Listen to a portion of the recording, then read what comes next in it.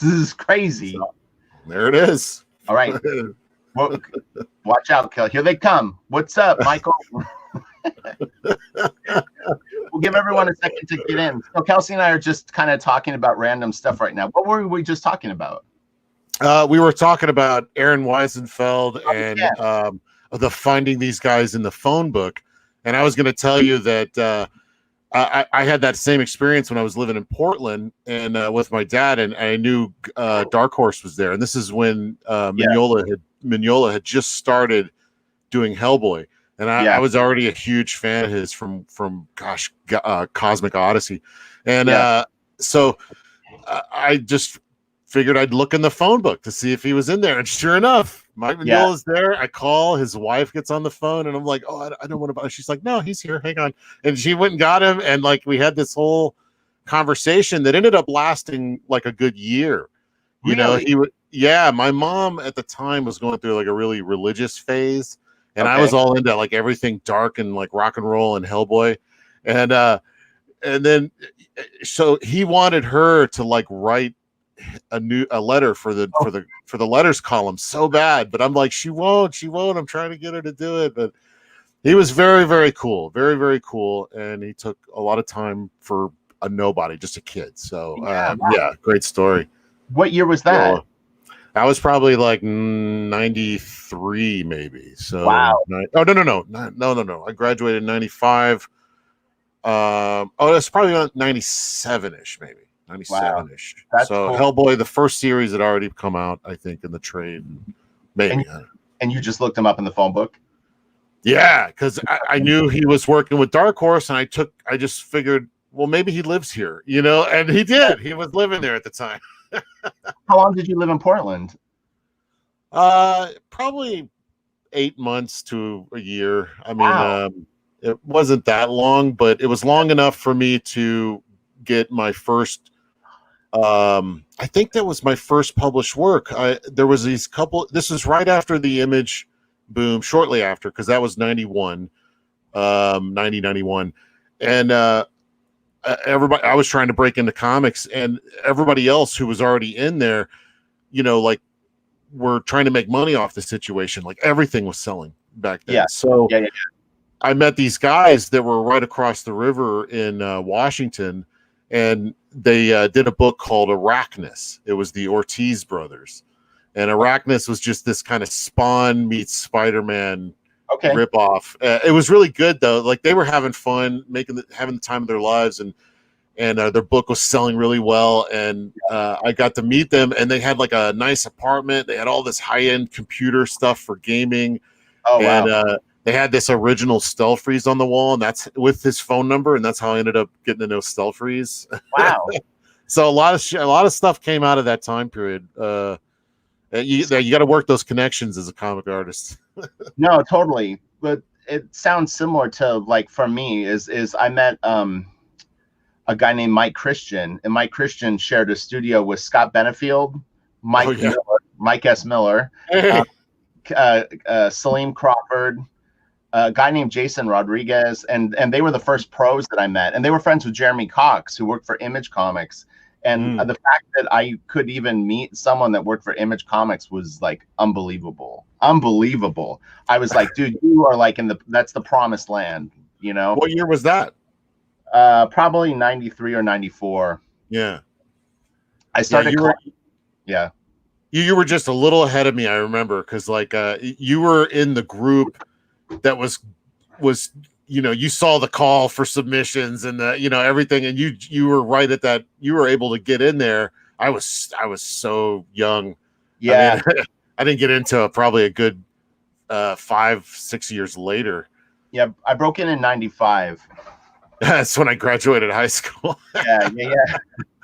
It was crazy. I mean, like, I wasn't collecting comics until 93. Probably the middle of 93, and I was a pro by 95. And for part of that time, I wasn't even drawing. Oh, I mean, I wasn't drawing before then. It's a long story. But so let's talk about art a little bit. I figured we could. That's what we've been having a lot of fun talking about on the phone. Oh, man. Burning up the long distance minutes. No. Yeah, I don't. Is that still a thing? I don't You even remember know. those days? We used to do it. Like Rich is old enough, and a lot of you, I don't know. Some of you probably know, some of you don't. But back in the day, it used to be all phone calls, long distance charges, fax machine wars. Right. It was all so low tech. FedEx. When well, I mean, the first we had dial up here was the first like internet that we had, and it would be like the total like ringtone to like connect to the internet. Did you Yeah. have that? Like with like Oh cable? yeah. Yeah. You hit the space bar. Yeah.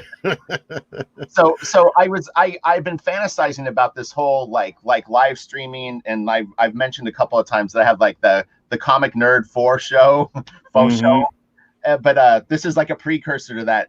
But I've been kicking around like ideas. So the one of the questions I wanted to ask you was, what was the first time that you actually saw a piece of original comic art, like an 11 by 17 board or something bigger? Like, and what was it? Um, I remember one of my first comic book shows. That's probably where I saw it, if not a comic book shop. But the first one that comes to mind is a Dallas Fantasy Fair back in the 90s. And they Uh-huh. had, I could kick myself now because I went back and looked at who was there, and freaking Kirby was there. Oh, I talked to Mark Schultz and didn't even realize it. right. It was a different time. Like I didn't have any basis for who any of these people were yet. But I remember talking Martin Wagner, I think his name is. He did Okay. Hep Cats. Okay. Remember that book? I don't, but the name sounds kind of familiar. I'm more visual, so if I Well, saw it, well, you know it because he came out of the kind of the Dave Sim indie comics group. oh, So okay.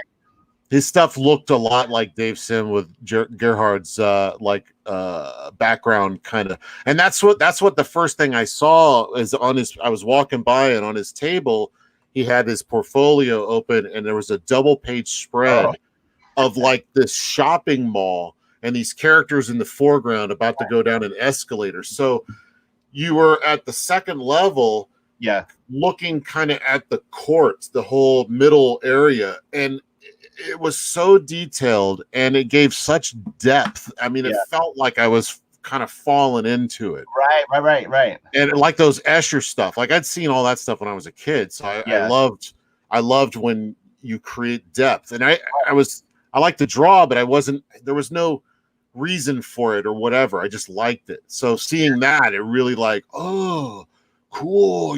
Like I could do this. were you surprised how big the art was? Yes. Yeah. I just drew on like scrap paper and stuff. Yeah, So when I saw how big it was, and then it blew my mind even further when you find out how big it used to be. right. Like Prince Valiant is twice the size that we work on. I mean, it's enormous. And Yeah. usually they're posted together too. So it's like a couple of like Right. a quarter of the page or a third of the page, and then man, I would love to work that big, but trying to do reproduction on that would be a real pain. You'd have to photographic like paintings. Yeah, a guy asked me to do a Bernie Wrightson commission, and he had an unfinished piece that looked like it was done sometime right around the Frankenstein era, based on the way that it was drawn, but it was unfinished. But I somewhere I have a scan of it. I don't know if he'd be cool with me sharing it. It's really, really nice, but it needed a lot more drawing on it. But the artboard was freaking gigantic. It was so big. I was like, I told him, I said, this is going to be hard just based on the size of the artboard. Like it's like unwieldy on my desk. Like I'm going to have to, you know what I mean? Like you're physically going to have to like be standing to like work on it kind of thing, Oh man, are you familiar with that box office artist guy? Yeah. And buddy, I saw your comment about the James mentioned me. Thank you.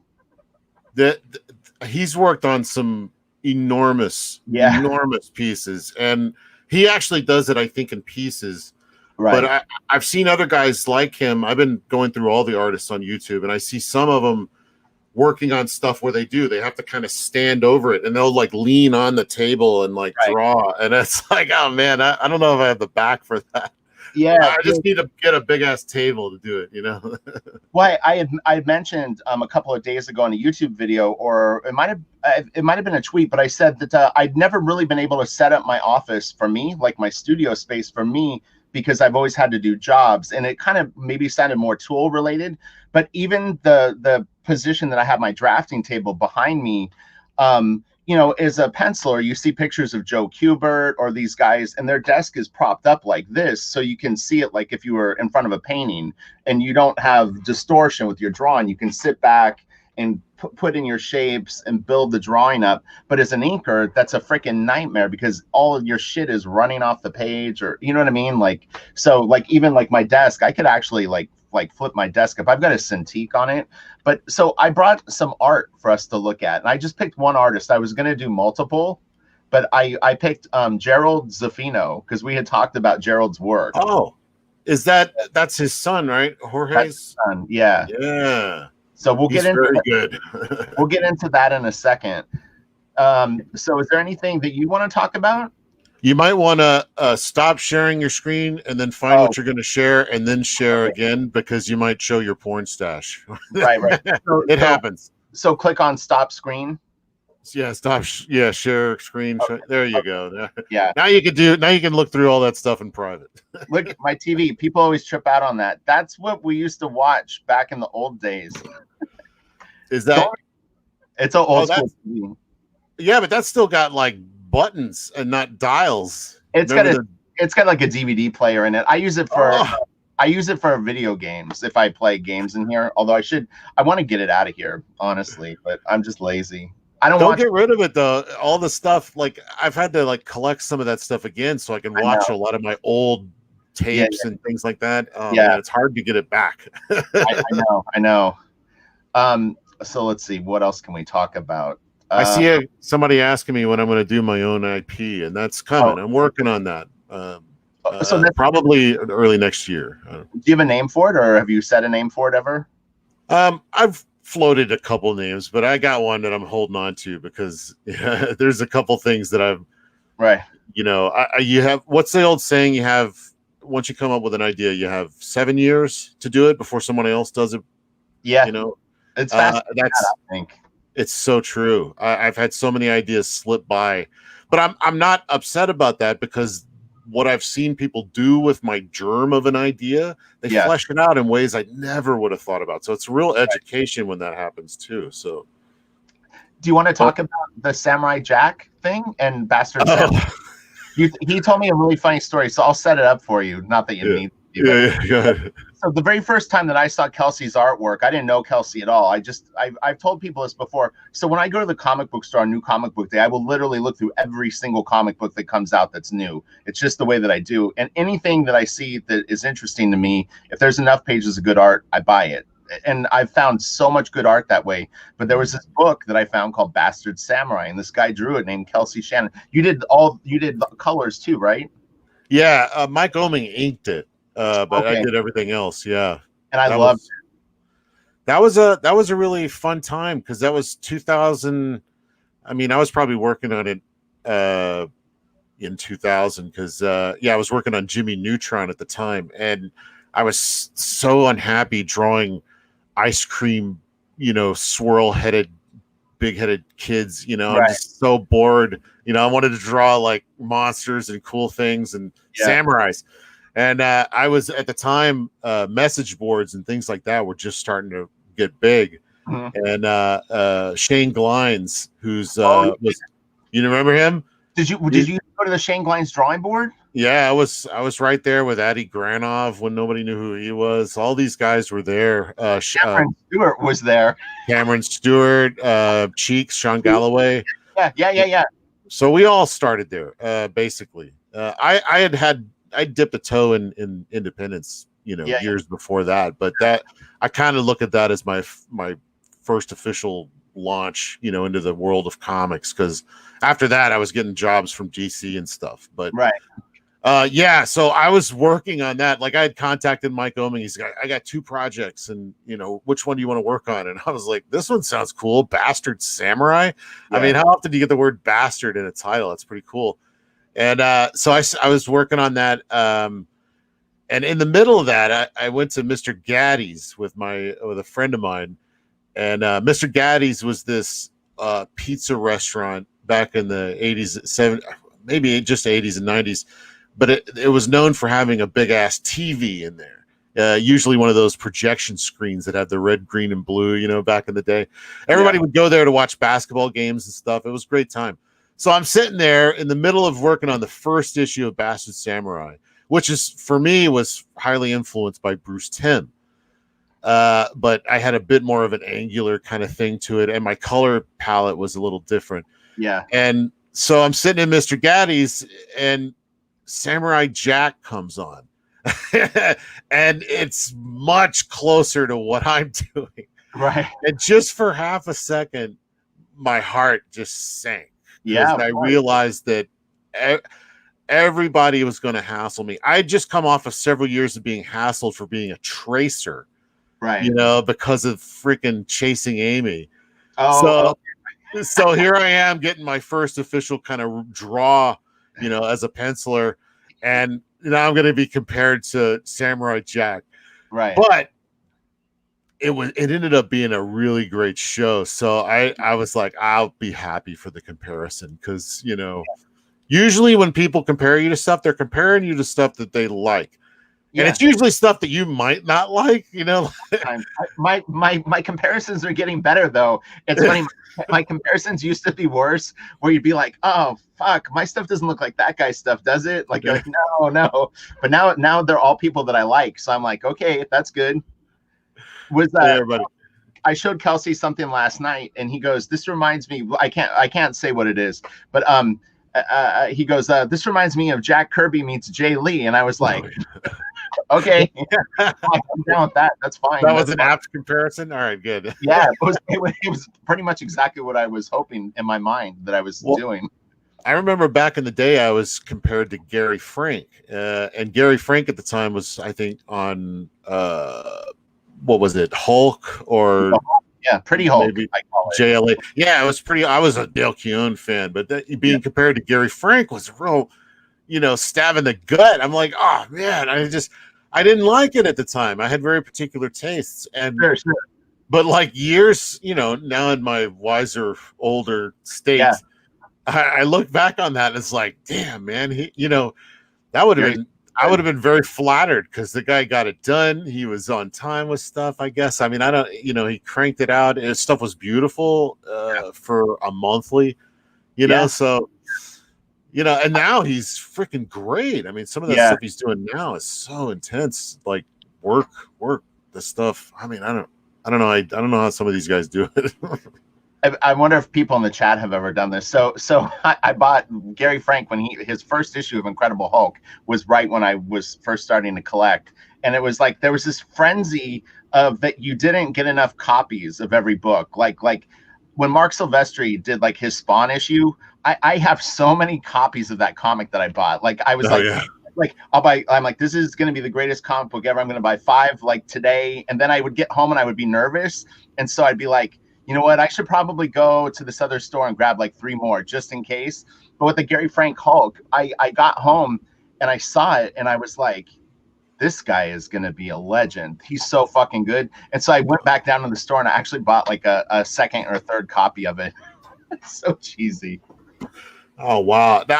I did buy a few of like the X-Men, that October 91 issue or whatever it was that Jim Lee did, and then what was it with the gatefold cover?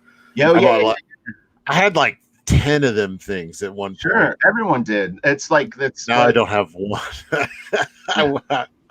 Do you still have yours? I wasn't collecting comics when that book came out, but over a period of time I've bought in collections off people, so I have probably 3 or 4 copies of it. Oh man, that was my favorite comic book, and might still be. And like the Jim Lee they're doing an artist edition of all his X-Men work right now, black and white, scanned from the originals. Yeah. And oh my god, that just sounds like the greatest thing ever. I'm Yeah. still such a Jim Lee nerd. Yeah, no, totally. I'm real good friends with Scott Williams, and so I had known about it for a while. It's one of those things where I actually thought that it's not out, the one. No, it comes out in November. Oh, okay. Yeah, I honestly I would have thought I hope it's IDW. So come on, just hang in there long enough to get that book out. Yeah, right. All right, so do you want to let's look at some Gerald Zafino, and then what I thought what we would do is I'm hoping there's some sequentials in the art that I opened, and like you've seen my channel and you know how I'll break down pages and stuff like that, and so what I thought would be interesting is you tell me what like when you look at a piece of art, like what is your eye drawn to immediately? Because this is a really important thing that I try to explain to people is if you watch any of my videos where I look at art, and you'll see the very first thing that I do when I open a piece of art and I'm trying to analyze it, I zoom out. I don't zoom in, I zoom out. I'll make it smaller immediately. That's not an accident. I'm not like hitting a wrong button on the computer and I've zoomed away from it. I want to see the far read, and I want to see the design of the page. I want to see the composition of the art. I want to see the flow of the image. And then as I start to look at the individual panels, I defocus my eyes and I try to see what my eye is forced to look at, that the art is moving me to. So I'm curious of how you do it. Oh, same way. Sometimes I'll like kick back, just kind of take in the whole, and see, take in the whole.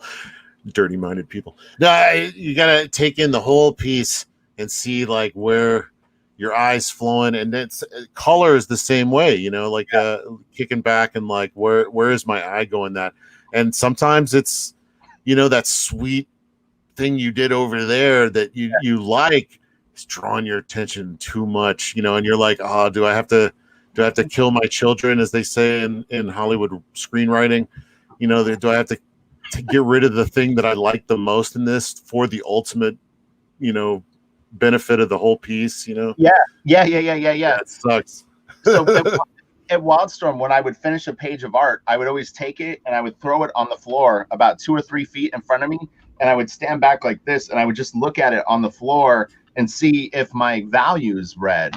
And it's like, I definitely at some points in my career have been known as like a detail guy, almost to my detriment in some ways, because DC would kind of perceive me as that I was sort of what do you call it, like a masochist or whatever, where like I like detailed art, but I actually prefer simple art with good detail, And I've my whole career has been going the Bruce Timm route, doing real simplified stuff, and I started doing really complicated stuff because of my interest in like Michael Golden. Right. And there's always been this bit of Michael Golden where I was like, I want to do like the Bruce Timm version of Michael Golden, Yeah, that's very cool. I still want to do that. But like lately, like you and I have been talking about, just getting in there with those old school tools and just not laying it out so precisely and finding, getting those perfect line weights. No. Just get in there with passion and just, and it didn't work. White it out and then go over it again. And that's created a whole other kind of look that it has to be more from my gut. So I'm thinking maybe that's more true to my own voice, I guess. I don't know. I feel the exact same way, Kelsey. I struggled for years with what I'm going to call charade syndrome. I know we all suffer from these things, especially for him. His disease was powerful. Yeah, it's very powerful drug. I was hooked. I was in too deep, man. You're amongst friends. We should start a group. Yeah, my name is Kelsey, and I'm a Travisaholic. But it's like I still have a lot of his stuff in my work, and I'm actually very happy that I do, because the spirit of his art, well, just his art in general, I don't mean like it didn't go away, but it's like I would rather have like an essence of it where people go, man, that feels kind of Travisy, which to me is like a huge compliment. But the problem for me is that I always had drawn very neatly and very clean and super anal. All about that ass. But the thing is it's not a very effective way to draw comic books. But we have examples of people that have done it. But it's like, like Brian Boland can't like crank. Yeah. You know? It just kind of depends on what kind of artist you want to be. Because I remember a few years ago on Facebook, I went through like a whole thing where I was getting really into the 80s stuff and seeing how kind of fast and loose it's just thrown together, and there was energy and but there was still a lot of draftsmanship in there and a lot of quality. And I'm like, look at how they did this on a deadline, and we took that and we went into the 90s, and then some of us went, I don't, in a whole different way, but some of the guys, me included, we tend to like, and Travis, we looked at what they did and amplified it even more, like and then we're even slower, than some of those old guys. The bar got set too high.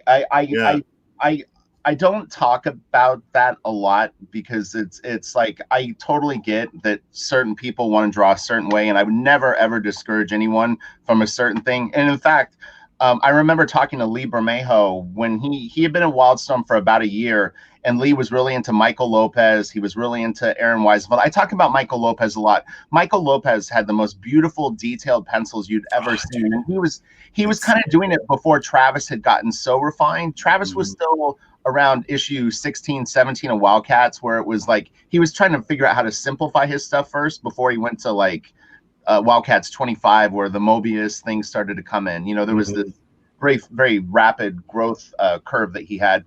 But so I told Lee Bermejo, I go, Lee, this stuff will take you longer. And this was an encouraging thing. This isn't like me cautioning him. I said, this work will take you longer. I go, but if you commit to this and you get really good at this style, this will pay off 50 times what someone who draws fast pages will. Your original art will be so valuable. You will be able to write your own ticket at any company if you get this goal that you have. But I said, you're going to have to sacrifice on the front end. Your stuff is going to take forever to draw. It's going to be a very high level of artistic ability to do. Yeah. And he did it.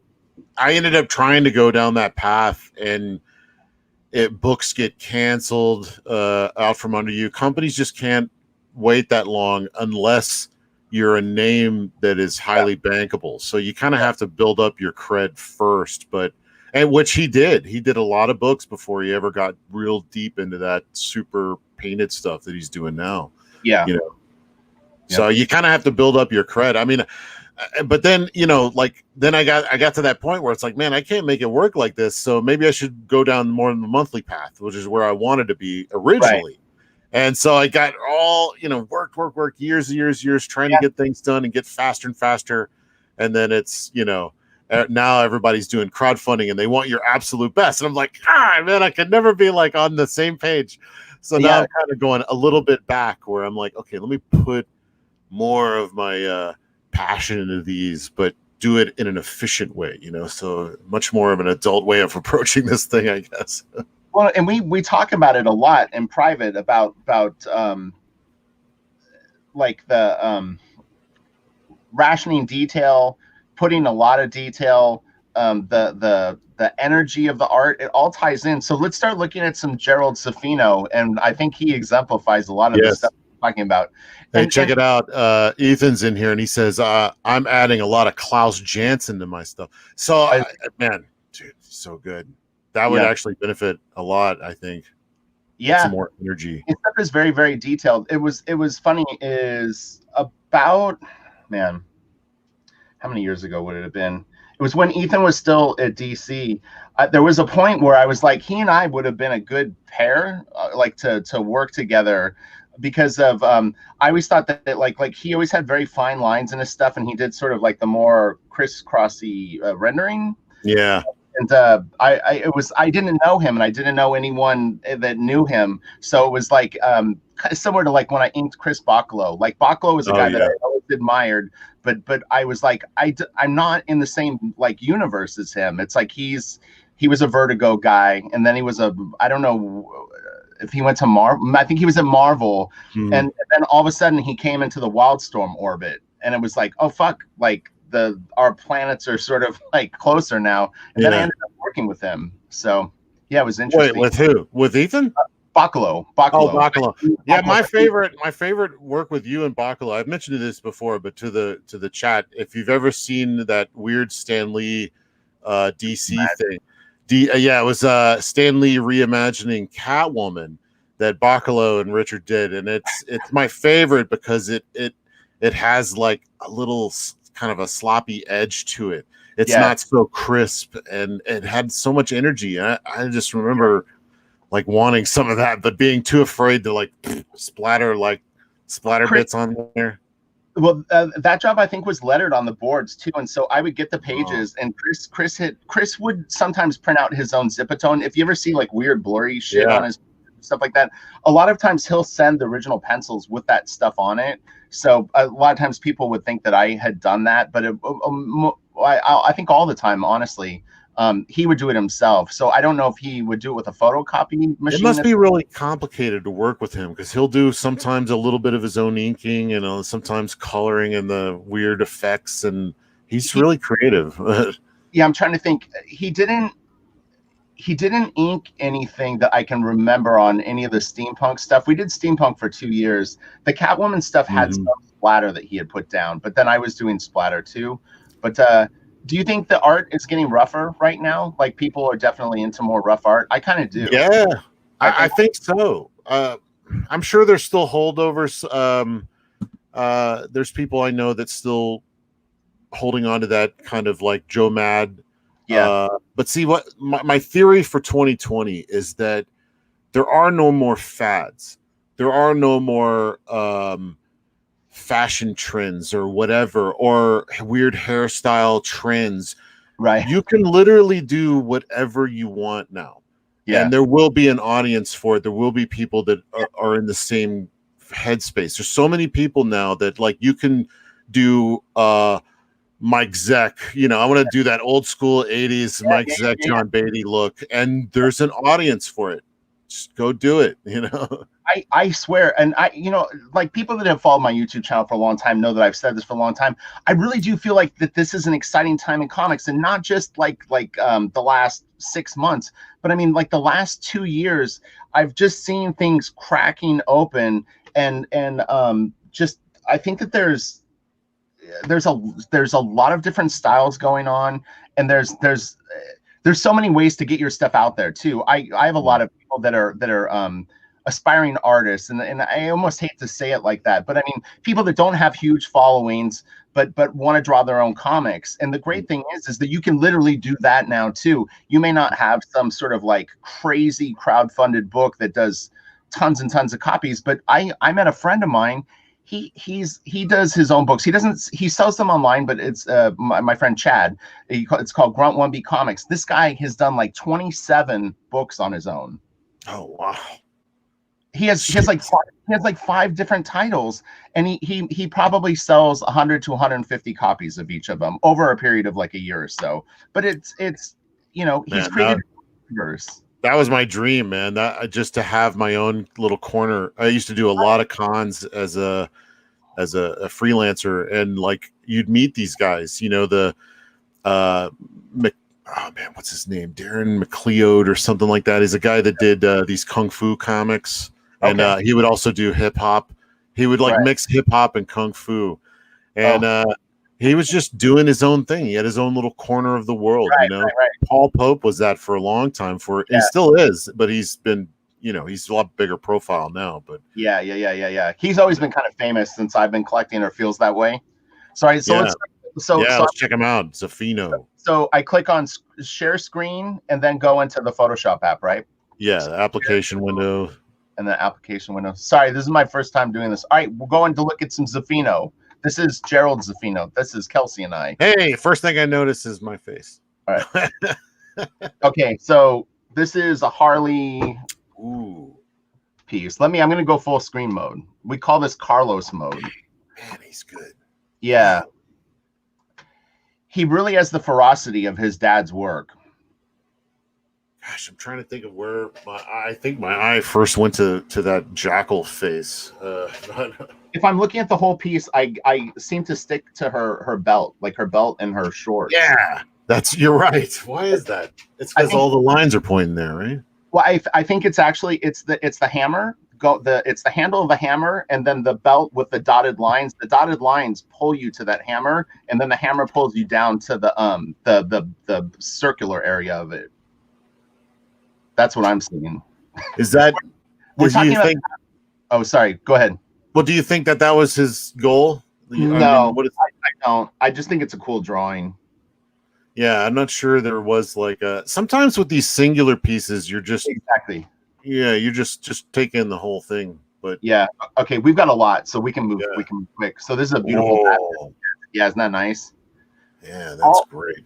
I'll post a link to Gerald's Instagram. All these pieces are from Gerald's Instagram. He's a phenomenal artist. His father is a legend. David Finch was talking about how influential Jorge Zafino was to his work. And hey, I'm sorry. Jason Moore mentions Jordi Bernet as well. Man, I love Jordi Bernet. Yeah, go ahead. Sorry. Okay. No worries. Okay, so let's go to another one. I want to. Oh man, that's awesome. Oh yeah. Man, he's got this plus over the. I want to see the face. Who is the character on the bottom? Do you know? I don't know. Man, I was thinking at first. I was thinking Conan, but now I see he's got a big beard, big mustache. Man, that Lobo face is so kick-ass. He's really got his dad's face intensity. Those eyes. Does. Yeah. Okay, let's do another. Do you think he studied that intentionally to carry on his dad's legacy, or do you think it was a natural? Probably a combination of both. I mean, I think like as a kid, my dad could draw. When I was a kid, I found drawings that my dad had done, and they had a big impact on me. Seeing them as a kid, I wanted to be able to draw like that. So it's probably something similar. How could you forget that face? Like if your dad drew faces like that, how that would be burned into your mind as a kid. Well, yeah, that's the Zafino eye, man. You're drawn right to it, and it's so intense. And so you see the originals, you can tell he spends a lot of time on it. It's sometimes white out and redrawn and whited out and redrawn. I mean, look how detailed this face is. How many layers of color are on it? Oh man, it's like you got underpaintings, you got ink washes, inks, you got overlays of like opaque paint. Well, I see like almost like an emerald, like a very light emerald green. If you look over on his cheek by the top eye, there's like just two strokes of like green, like very like bright green. He's got a little blue on the eyebrow, the like almost like aquamarine, and then it goes darker, but then he's got a little hit of purple right on the crease of in the middle of the nose. It's crazy. And Pure CC says Kelsey without glasses. Right. Okay, so let's do another one. Yeah. Oh, okay. And here's the low bar. Damn. Man. Teeth and the mouth and all that are real tricky. Yeah. He seems to have a real grasp of the three-dimensionality of it. Yeah, it's so good. Okay, let's keep going. Yeah. Oh, wow. Okay. There he is. That's me. There's Kelsey. Yeah, it is you. He's got a little bit of like emo hair. I want to get back into this, man, this painting, because, man, just noodling on a painting like this and just kind of stepping back and like, I'll work a little bit on the fur part of it here. Right. And then when you're done, you got this piece sitting in front of you, man. It's like, having this cyberfrog here. Would you say that is this an acrylic painting? What like medium is it? Oh, it's mixed. It's got like ink and water. Yeah. It's probably watercolor with like an opaque gouache for the little dabs of highlight, maybe. Right. Maybe. It could all be gouache.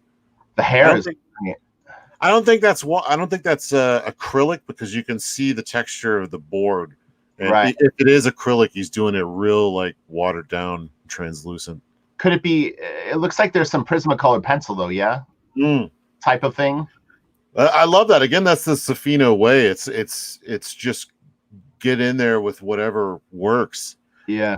There's a young guy who's coming into the comicscape sphere, and he inked the piece that he's working on with a Q-tip, which I thought was great. I'm like, just go in there, man, dig in there and do whatever you need to do to get it done. And that's what you feel with Zafino, the blood on the teeth is gnarly.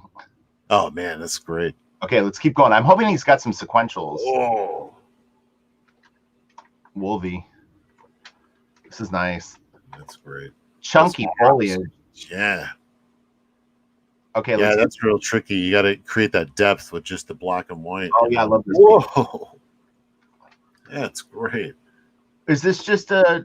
I don't know if this was a cover or not. So he's done covers for Marvel and I'm probably for DC too. But I saw a bunch of Ghost Rider covers that he had done. I think Cosmic Ghost Rider. They're real good, really good. Look at the size of those fingers, man. That hand is a little too big, but yeah, it looks. Yeah, but you know, it kind of, this almost has a Turan vibe to it. Actually, we were talking about Frank Turan. Yeah, the mouth area kind of reminds me of that. We'll do a video. We'll do a video where we talk about artists that people should know that maybe they don't know. We'll discuss Frank Turan. This is one of them here, Zafino. Yeah, I think Gerald is actually like should be more known.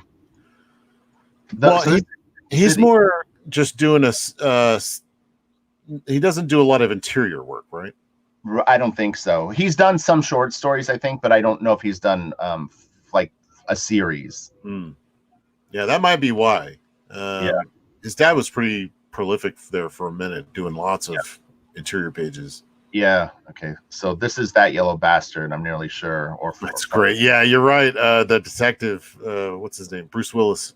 Yeah. Oh right. Oh shit! Look at this. This looks like a drawing you would do. Yeah.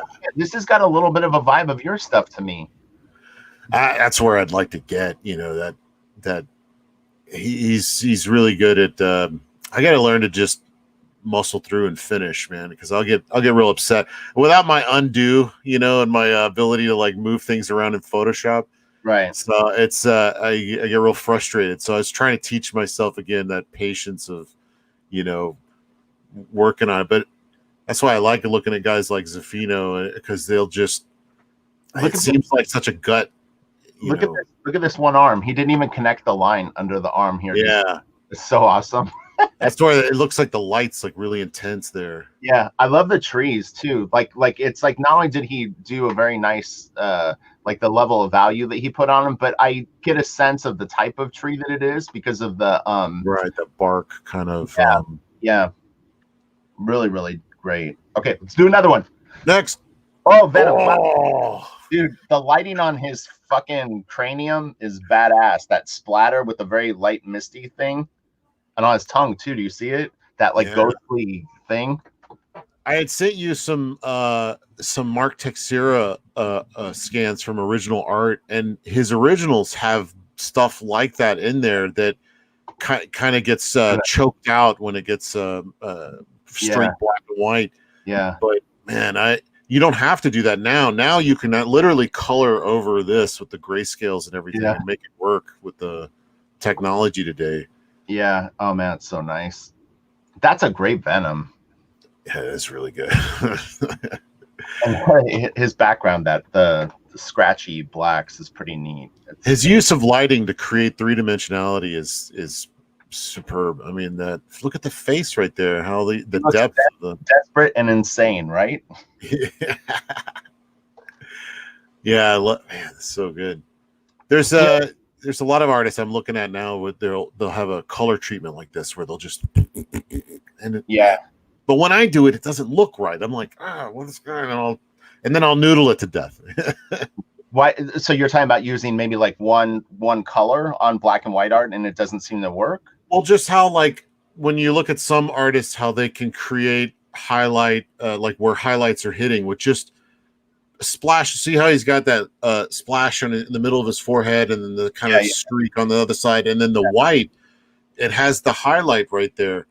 It creates the kind of illusion that it's light hitting, you know, and that's the hot spots. But some artists are really good at that. But when I do it, it doesn't seem to look finished, or it doesn't have that. But I think that just comes with experience. You know, you're doing it and you're like, you just do that one, bloop, you know, and it's like, whoa. Yeah. His eye is really keyed in because this is interesting. And I do a lot of lessons and reviews for people like on my Patreon. And if you look on his forehead, so if you look at the line art and not the yellow, just look at the line art.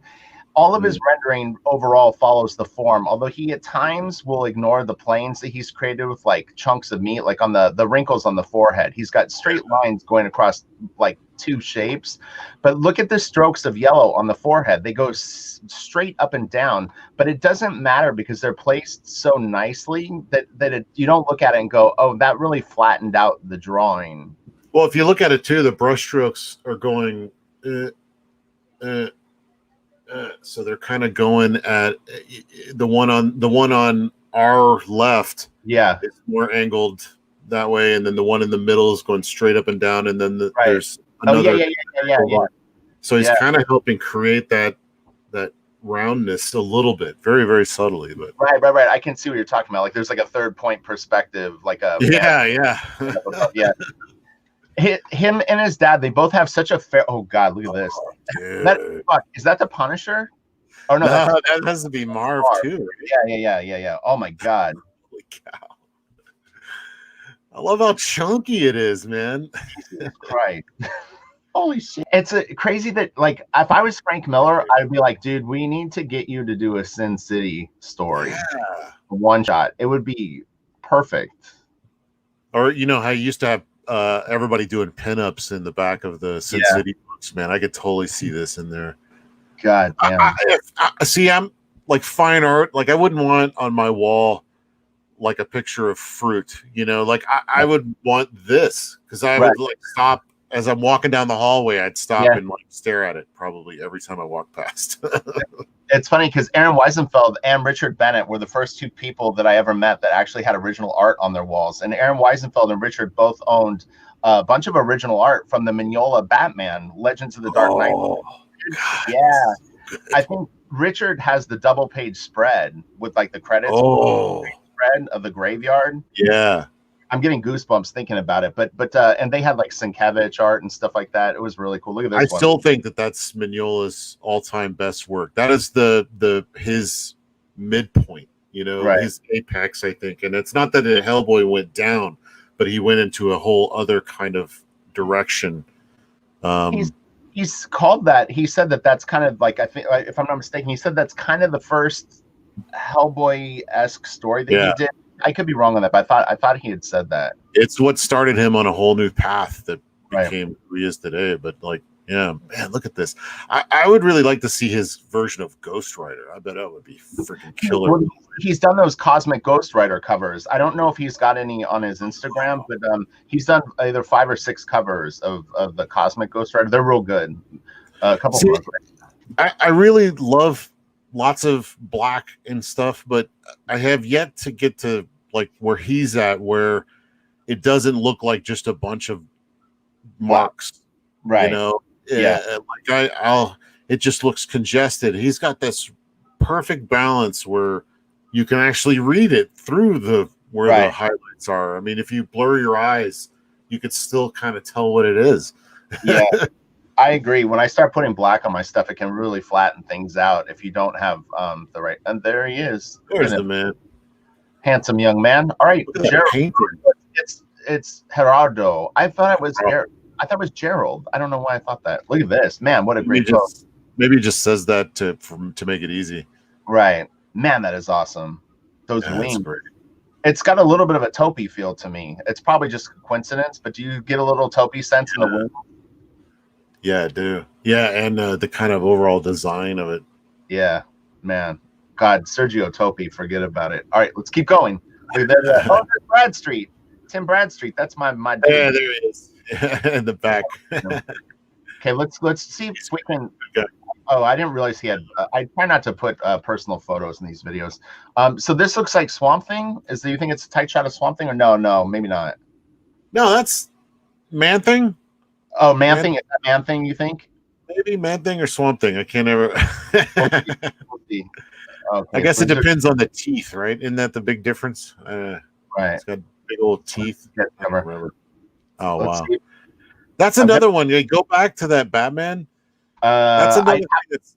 Oh, okay. Never mind. It's really hard to do like a shadow cutting across something like that without it looking like, you know, it's completely. Where's the rest of his head? You know? Yeah. Okay, so let's keep going. Is this Doctor Strange? the way he like defines these, these muscles right here in the face. Man, Yeah. it's so good. That's Conan. Come on. Yeah, it's got to be. Oh, The Witcher, right? Yeah. Look at that, man. I'd watch this show if he looked like that. So this is probably digital, yeah? Is it? I don't know. It looks a little digital. Maybe not. Maybe not. Oh, man, I don't know. Maybe. He could be just going in there with that white, like. Well, there's some zipatone or screen tone on the head and on the body, but it could. I mean, let's see. Well, I finished a lot of my stuff. Like, I think we were talking about somebody else doing that too. Garney, maybe. Yeah. The Garney stuff was a mind fuck for me. The reason I don't know if I'd want to do that is because the original would be too different than the print. So if somebody bought the original and then like, well, why isn't it like the same as I saw? Well, I went and redid a whole bunch in the digitally. Right. I get nervous about that too. I like the original to look like what they would expect it to look like. I totally get that. Okay, so let's keep going. I'm hoping. Oh God, look at that! Great. That's he colored that, and that's on the poster that was behind him at the convention. Right. That is such a great piece. The sword and the head has got a little tiny bit of like a Hellboy feel to me. He's doing real tiny heads and massive shoulders. Okay, but is that what it is? Mignola doesn't do massive shoulders, obviously, but he definitely has like a tinier head compared to he's kind of drawing pear-shaped Hellboy now. God damn, look how fucking beefy this leg is that's planted down. Yeah. So huge. Man, I get nervous with all that rendering. Like see how he's got it. You're defining like the roundness of all the musculature. That takes a lot of confidence to do that fast. I love this broken arrow. Funny. And he's leaving white spaces open to go up to the hand on the sword. He's like, I love doing stuff like that. I tell a lot of the people that are learning to draw hands, I say, man, less is more with hands. If you can get a really good suggestion of a hand, to me, it can be more effective. If you overdraw fingers and stuff like that, man, you're gonna put yourself in a weird spot sometimes. What is this? This must be Simonson's new Ragnarok character. Oh, you think it is? Man, it's awesome. The lion is great. Yeah, see that he's got a little bit of white out there. That's another thing that makes me nervous about white paint on the black, because eventually it turns like colors. Right. Or the paper fades, but the white doesn't. Right. I tell people, watch with those the blue pens that people sometimes will use. That ink can yellow quite a bit over time. I'm getting more nervous about that. What do you think he's using here? Because it looks like he's using. See how he scribbles back and forth? That's definitely not a nib. It could be a brush pen of some sort. Maybe I'm really, really bad at spotting tools. I talk about it. I'm pretty lame when it comes to like guessing tools. I'm not super good at that. I can tell brush, and that's sometimes crow quill, but yeah, I don't know. No idea. It definitely looks like he's got a little more toppy than maybe his dad. Maybe he's influenced by that. But see how that rendering is loose, but it's like cross hatching, but it's real loose. That he swirls. He does that like looping thing where it's like he sweeps it around like in a circular motion. I see that in a lot of Spanish artists. Where they'll do that kind of stuff, and man, that takes like confidence. Oh, yeah. That's a great. God dang, this guy's so good. Very stoic. Yeah. Okay, let's keep going. Brush in there. Brush. Oh, he did it over Kirby. Wow. I wouldn't have guessed that from just when I saw it. It's a great gesture though. So here's I never tried to ink any Kirby. I don't know if it might be kind of fun to do. Look at that. God, yeah. That does look like it has some digital in there. See that white? Yeah, you think it's with the white. Well, I've messed around with those white pens, the gel pens and things like that, hoping that I could do that. But it never works out like that. This all looks traditional to me. The only thing that maybe would look digital, but I don't think it is the line work up here to me, like when something's scanned, though, you know what I mean. The scan can make it look that way, but like check it out. I saw like that arm right there. I thought it was a scribble of white. It's white with pen scribbled over it. Oh, but right. From here, it looks like white scribbled on it. Right. He's getting tricky with this stuff. Yeah, he layers it in. He probably squints his eyes and just kind of like sees patterns, you know? Oh God, look at that. Oh man. Look at that little drip off the nose. Yeah, and the eye and the brow. Yeah. He's actually got like a very cool like reflective light. Do you see the extra sort of flash of light underneath the eye? Right here. These little extra like, it's almost like reflecting onto the eye socket. Yeah, he's doing a lot of refracted light, you know, like light. That's what his dad did a lot of that too. Light coming from underneath, which is really tricky to pull off too. And he's got that little splash at the top to kind of let you know that there's still something up there. Well, here's the light across his hair that could really go horribly wrong too. We were talking about that on the Batman piece, but you do this wrong, and man, it's gonna look like you put a big black. There's no coming back from that. No, there isn't. You have to commit. Yeah. But that's what's so great about traditional art, man. It really it separates the men from the boys, you know, the women from the girls. You know, I always draw like anxious, like I'm always nervous when I draw. Oh man, this is great. Wow. So it's interesting. Right? Yeah. Man, that's awesome. He actually did it. It looks like the actor a little bit with the hair. Right. Oh man, I forget the Wolverine guy. I forget. Hugh Jackman. Yeah. He looks a little like Hugh Jackman, a little crazier, but you know. Yeah, I can see that. Yeah. No, he does actually. The mouth, this area right here in particular, actually his likeness. It's weird. Look at that hand. Hands are no joke, man. And he's got all the tendons and stuff going on in there. I like how he pulled me up.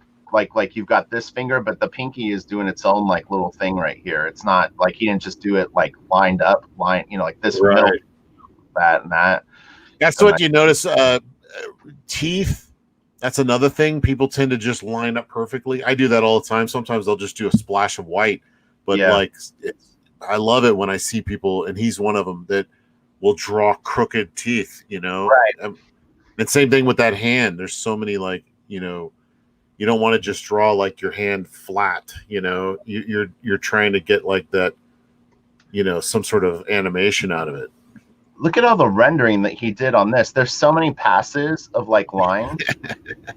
Because he's got. Do you see? There's these really fine lines. Like, can you see my cursor? Or So like in here, there's all these like very very thin lines. But then he went over it with almost like a brush ink. But it's like I see like 1 pass, 2, 3, 4. 5 different pens too. Yeah, it's crazy. And even this right here, this is at least 3. And knowing when to stop with the thin pen and going to the thicker pen. Yeah, I would just end up noodling for hours in one pen, and then you know he seems to have his mechanism like finely tuned. You know? Oh, look at this. I would get impatient and probably use too dark of ink over something, and then it would start to get flat because it would block it out, you know. His inking too is a little Frazetta, you know, with the pen. This this looks so very Frazetta in some ways. Yeah. How mean that stuff looks. Everybody in his world is mean. He must have maybe Jorge beat him as a child. Everybody's mean in his world. They've got there's a feral quality to the art, is what I've always felt. Like, look at this. This almost looks like Winter World, right? Is this the Winter? It does. Winter World is his masterpiece. Right. Jorge. Yeah. IDW did a black and white version of it, I think. Oh, dude. Yeah, that Chuck Dixon, by the way, amazing writer. Okay, yeah, I did know that. Yeah, he wrote Winter World. Yeah, this is such a hot piece. I love that head, the bear head. Is that a bear? You think? Yeah. Dog? What it's funny too is it has the Zafino eye and the Zafino teeth, even on the bear head. I mean, we keep comparing him to his father, which is really an obvious connection. I mean. Right. But he does have some distinct sharpness to his own. His stuff tends to be a lot sharper in a way. Right. I don't know. I have zero issue with what this guy is doing. I think it's amazing. I like it would be like, I don't want it to stop. I'm really glad he's carrying on a lot of that. But no, exactly. No, I totally agree. It would be a shame for that to have ended with his father passing away. So this is really cool. This is nice. Man, that's no joke either. How to do, superimposed images and like that. Yeah. This could be a movie poster. Yeah, right. It has a little bit of like when you say that, it makes me think of Ollie Moss. I don't know. Do you know Ollie Moss' work? Maybe. He sounds familiar. He needs to have something in that image though. Like he needs to have Catwoman jumping across the buildings or something. Oh, that would be cool. That would have actually been really neat. Something to add something to why that image is in him. It's right, just Gotham. Right. Yeah, I could see. I think that would have actually been a very, very cool addition because then it's like story within the story. Right. Yeah. I feel it. Whoa, there's the hand, and that's like a RGB grayscale of it. Okay, we've already poured over the hand. We won't beat people up with that too much. Man, he's a good painter too. Is that digital? It looks like digital painting to me, but that's digital. Yeah, that's good though. You know what? Though this looks like it could have been washed on the original board, and then maybe he went in with digital color over it. What do you think? Maybe, it does. Yeah, that looks like traditional up here. Grayscale. Nice. Yeah. Ink wash. The arrows remind me of Mignola as well because things sticking out. The Batman hand on the last piece had a very Mignola vibe to me. Mignola doesn't like drawing Batman. It's so funny, but yeah, he reluctantly will do it occasionally. But he says he doesn't really enjoy drawing Batman. I always find that surprising. Oh my god! Adam Hughes has what he calls his 5-minute Batman because it's always just, just the silhouette of the cape and then the 2 ears with the eyes. It's really simple. Right. What is this? He's doing. I know it's like Wrightson's Bernie Wrightson's Frankenstein. With, it's great. Avengers. Oh my god, that's awesome. Who is this guy? Do you know who this character would be? That has to be him. Would that be Tony?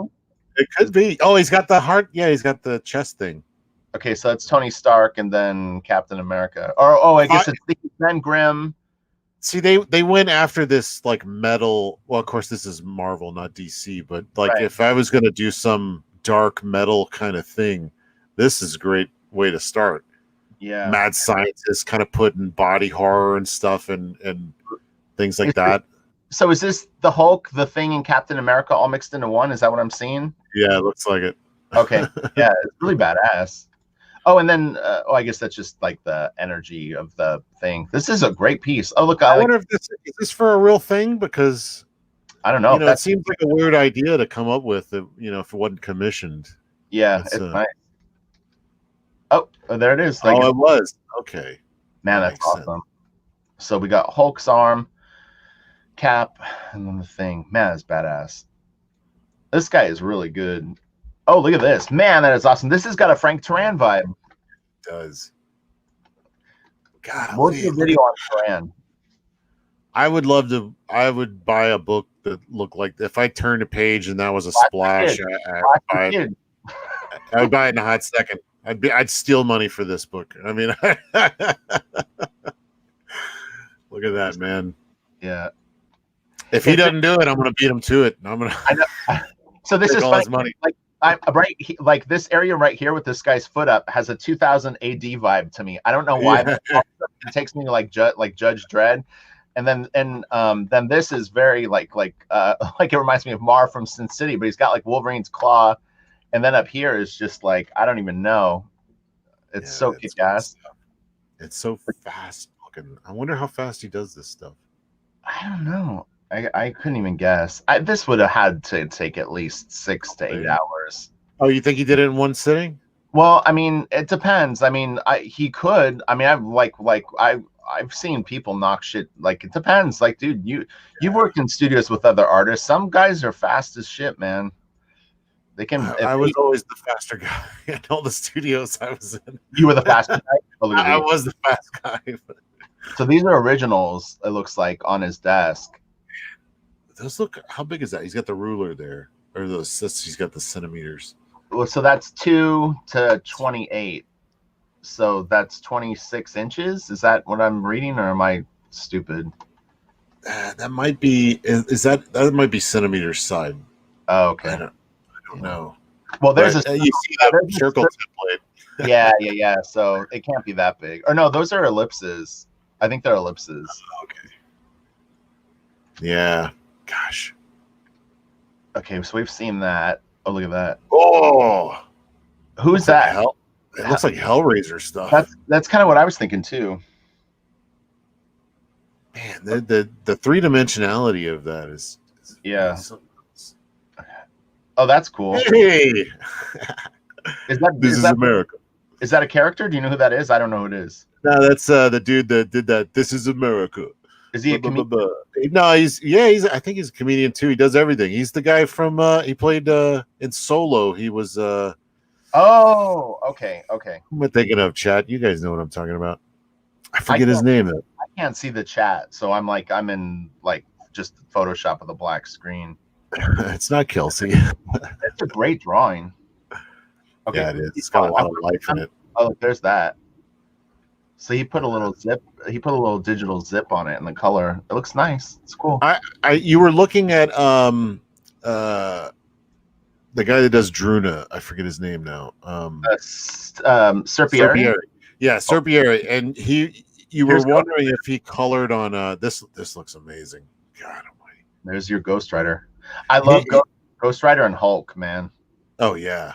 Yeah, I love the team up of Ghost Rider, Hulk, and Daredevil. I think, right? Or wasn't it those guys? So, you were talking about him coloring on copies, and that's actually the case. And I've been wanting to maybe try that, to finish a piece and then coloring over it on a copy, because you don't have to worry about messing up or having your inks bleed into your colors. But I don't know how you would do that. Photostat on a art paper. You can, the copy place that I go to where I print my blue lines, they can print on 11x17 comic book board. The rub is that if you're laying down black areas of ink, it can be really, really slick, and it won't take other mediums over it. Like, you can't put white paint on top of it. So you would maybe want to leave your blacks unfilled. You know what I mean? Oh, that might work actually, because then you can even do Cam Kennedy, where he has the see-through shadow areas and stuff. Yeah. But if you fill in too many blacks or there's too much ink down, it can be really it just won't take any other medium on top of it. I did some tests to see what I could get away with in terms of digital on the board. So, what's a Chad? Electric Elf says Serpieri is a Chad. I'm learning a lot of new terms. Do you know what a Chad is? I don't know. What's a Chad, Electric Elf? So, this is interesting too. So now I'm looking at this. I'm thinking that. Do you think he does his underdrawing? No, I was thinking that maybe his underdrawing is done digitally, and then he prints it out the blue line and then inks over it. This looks like a digital. That's a blue line, even though it's scribbly. That's why it's so defined. Usually, when you draw on blue line, it kind of fades away. Yeah, he's using a messy brush, though. You can see that it's got a weird strokey quality to it. Oh, check it out. Chad means alpha male. Oh, God. He's definitely a Chad. I don't know if that's true. Yeah, I don't think I've ever even seen an interview with Serpieri, to be honest. Yeah, he's the dude in the comic book with the mustache and the white hair. He's in all the books. Oh, dude. Hulk is coming to visit. That's great. Yeah, it's got a Christmas vibe. Do you get a Christmas vibe from this? I don't know why. It feels like he's coming. A Christmas vibe? It feels a little like snow, like he's going to bring presents. Santa's here. Oh, and he kind of gave the Hulk, he's got a little bit of a beard. Or this has got to be the Hulk, right? That's the kind of issue with that rendering style. It's everything looks hairy if you don't do it just right. Yeah, it's interesting. I think that's just that Yeah, like just the line work. So we'll do 4 more minutes and then I should go because I've got to get working. And this is when. Yeah, buddy. Ooh wee. The Howling. Oh, is it? Like I don't know, but it kind of reminds me of the Howling cover for the movie. Right. Yeah, I could see that. Look, the wood grain is really excellent. You think that's just dry brush? Look at the screws. Oh, wow. Those look like real screws. I know, it's crazy. Did he put real screws in theirs? It could be a stat because it's like it almost is. No, it is different. God, those look almost real. Yeah, it's crazy. Yeah. He hit the highlight on it. Very, very accurate. Oh, there's some over here too. Yeah. Wow. Wow, there's a lot of screws. I didn't even notice them all over here. They have a little bit of a shadow around the edge. I don't know. There's something about it that's making me think that's real. That's really good. That's just dry brush. Yeah, for the wood grain. And it's interesting too is how did he do the dry brush around that? Because you know what I'm saying? Like if you did dry brush and you were doing these long strokes, unless this is white paint and then he went in and inked over it, but it doesn't look like white paint. It's funny. We're like a little bit of rubber cement dots, maybe. But we'll have to start calling the show reverse engineering. Yeah, dude. Oh, and here's the color version. Yeah, that's awesome. I think this might be for Archie's. He doesn't do a whole lot of commercial work, so maybe not. Yeah, man, it's crazy. Archie gets some werewolf thing. They've been doing a lot of horror stuff, kind of. Yeah. And there's a hole. Yeah. Oh yeah, it is. I could see Sam. A little bit of Sam Keith. Yeah, he's a more cartoony than his dad's stuff, which I like actually because it's I kind of like that Sam Keith stuff. Beauty human. This reminds me of like when Adam Hughes would sketch. Sometimes he could do a real good like kind of grumpy guy face like this. That's another thing I'm trying to get is like I can't do it because I got a beard now. But when you're some artists do that. When the guy's like, and they don't show the upper lip, they kind of tuck it in like this. Right. Yeah. And, it's hard to do that without it looking like a mustache. Yeah, that's really good. So yeah, this is great. I'm going to go out of full screen mode for a second. I just want to see if there's any sequentials. I'm dying to know if he's got any sequentials. Yeah. Load up. Oh. So, that's cool. These are great. That's okay, so I'm going to start shutting some of these and just see because we should start to wrap it up.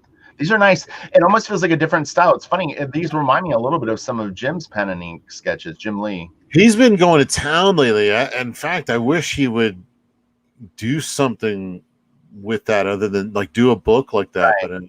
But that looks kind of Jim Lee, but just with the Zafino. See, that looks like he's got a beard. Yeah, well, I like it though. I would like a Batman story where he was like in this state of old like grizzled, yeah, just like he's really not having a good month, Man, let's see. Here's another one. Man, that's great. Eduardo Lucas says after making the pencil, I take it to the digital, make some modifications, print it out on blue, and do ink on top of that print. See, a lot of people are kind of just mix and matching now. Look at these. Wow. Holy moly. Those are great. Man, okay. You see his Batman has the short ears. What ears do you prefer on your Batman? The super long Bernie Wrightson ears, the mid-range I know. Ears, I guess? Most of the time I'll do really long ears, but my Batman is kind of it probably leans more towards like a Jay Lee kind of thing when I do it. But I do like the short ear Batman. The second you do the short ear Batman, to me he's a big guy. You're right. I think of the Batman in the armor from Dark Knight Returns, right? When he's fighting Superman, he has those real short ones. Lee Bermejo said one time that he kind of felt like this was early. I don't even know if Lee had actually drawn Batman. I think he was just getting ready to do his first the Batman Deathblow book that he did. I think it was Batman Deathblow. And he said that he felt that Batman should never really be fully seen in a panel, that he should always be coming out of sort of shadow. And I thought that was a really cool idea, that it's like you never see his feet. You know what I mean? He's always just kind of like...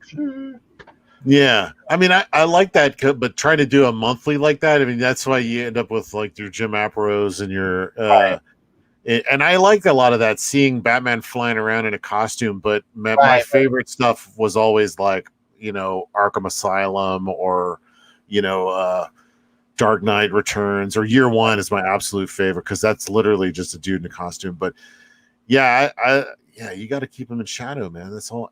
And he's got to be a detective. He's got to discover things. It's tough because not all scripts really will afford you to do that. That's the thing, is if the writer really isn't on board with that idea, that you could probably have demands placed on you as the penciler, that you wouldn't be able to actually go that route, Well, I mean, in DC's case, you had Garcia Lopez design kind of the standard for DC that they went with for years, even in the cartoons and everything else. So yeah, you kind of did have a house style, whereas Marvel, I think, more embraced the individual artists. Yeah. So, okay. So you know what? Let's wrap it up here. Kelsey, thanks so much for coming on. This was a lot of fun. Let me get out. Let me go. So, okay. Like I click on this and then I'm back on StreamYard. Okay. So, is this what it looked like for everyone the whole time, or no? What the two shot with us on the side and the that's what everybody's. Okay, yeah, I can see. So, all right, like everyone that came and showed up, thank you guys so much. Were there super chats? I didn't see. I didn't see any super chats, so I don't know if anybody's trying to give you money. No worries, no worries. We'll do super chats next time. No. Yeah, if that's a great way to get your question read, and I used to not like, you don't have to give me money, I'll read you. But when the chat's going real strong, you kind of need that so that you can grab questions that people really need answering. So it's a good way to do that. So, like, thanks so much, Kelsey. That was really fun. We have phone conversations like this where we just geek out and talk about everyone. It's funny because we seem to stick with loose guys right now. We're all about the loosey goosey dudes. Yeah, I like this stuff, but I'm not a nerd, so yeah. Don't get your hopes up. Right. Okay, so to end this thing, I just go stop sharing, or what do I do? Or stop sharing? Yeah, you say bye, everybody. Great seeing you. Thanks for showing up. I really appreciate it. And then you hit in broadcaster, and then it'll ask you to stop for sure, and then eventually it'll stop. All right, thanks so much, Kelsey. I'll talk to you later. I could take have a good day drawing. Well, we'll still be on. You got to cut them off. Oh, okay. So I'll click end broadcast. Yeah, end broadcast. Okay, we can catch up afterwards. Thank you, everyone. All right, we'll talk to you guys later. Hopefully that was fun, and I'll have a link to Gerardo's Instagram for everyone to follow him. Please support his work. He's incredible. So, okay, we'll talk to you guys later. And Kelsey, I'll talk to you in 1 sec. All right. See you.